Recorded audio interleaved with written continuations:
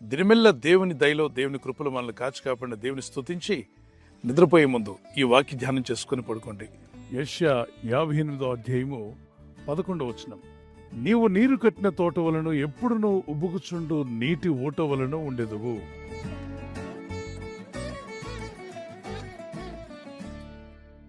నీవు నీరు కట్టిన తోట వలె ఉంటావు అన్నాడు.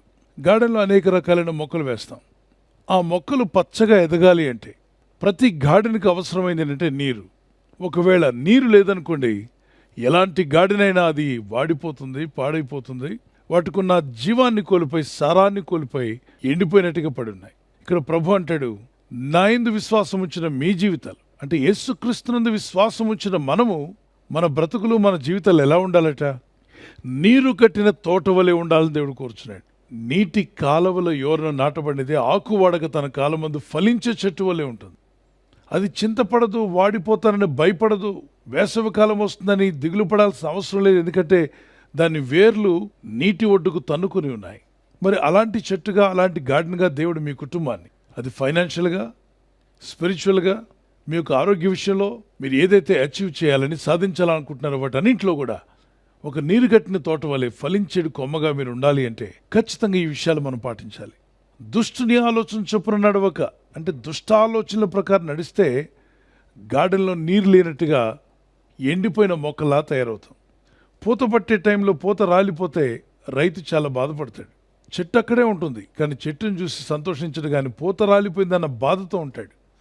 అంటే పువ్వులుగా వచ్చిన ఆ ఫ్లవర్స్ కాయలుగా మారబోతున్నాయి. ఈలోగా తుఫాను గాలికి మొత్తం రాలిపోయాయి.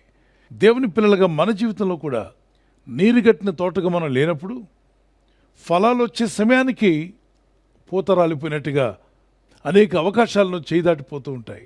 ప్రభు మనకు అనుగ్రహించే దీవెనలను కోల్పోయే పరిస్థితి మనకొద్దు. దేవుడు మిమ్మల్ని ఏ విధంగా దీవించాలనుకుంటున్నాడో ఆ విధంగా దీవించబడ్డానికి మీరు ఉండాలి. దుష్టుని ఆలోచనలు ఎప్పుడైనా మిమ్మల్ని దేవునికి దూరం చేస్తాయి. Evil, wicked thoughts.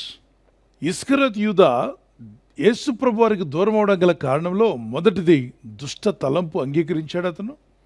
ఈ తలంపు పంపిన అపవాదే వానిలో డైరెక్ట్గా ప్రవేశించాడు. అంటే అపవాది ఒక వ్యక్తిలో ప్రవేశించి ఆ వ్యక్తి జీవితాన్ని నాశనం చేసే ముందు ఏం పంపుతాడు? దుష్ట తలంపులు.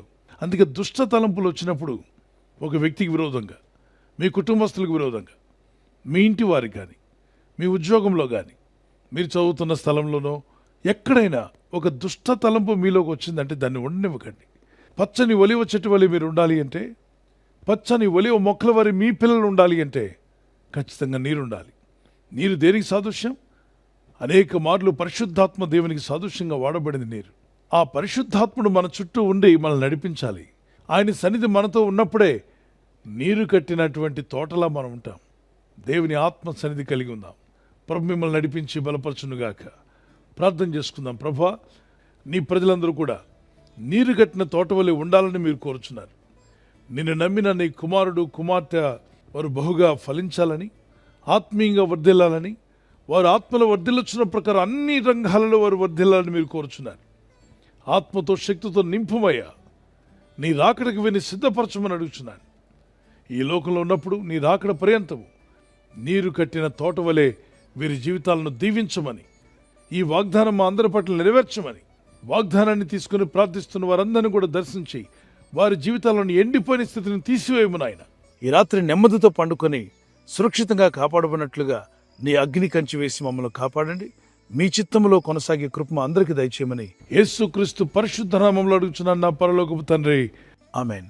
ఈ వాగ్దానం విని మనతోనే ఉంచుకోకుండా అందరికీ షేర్ చేద్దాం. మనం పంపిన వాగ్దానము అనేకులు విడిపిస్తుంది కనుక అనేకులకు షేర్ చేద్దాం. Good night. God bless you. ఈ ఛానల్ మీరు సబ్స్క్రైబ్ చేసుకోవడం వలన 2 పనులు జరుగుతున్నాయి. ఒకటి, సువార్త జరుగుతున్నది, ఆత్మలు రక్షించబడుతున్నాయి. రెండవది, పేదలకు, అనాథలకు ఈ ఛానల్ ద్వారా సహకారం అందించడం జరుగుతుంది. మనం సబ్స్క్రైబ్ చేసుకోవడం వలన అందరికీ సహాయం చేసిన వారమవుతున్నాం. ఖచ్చితంగా ఈ యూట్యూబ్ ఛానల్ ను సబ్స్క్రైబ్ చేసుకొని బెల్ బటన్ ను క్లిక్ చేయండి. మీకు వెంటనే మెసేజెస్ పంపబడతాయి.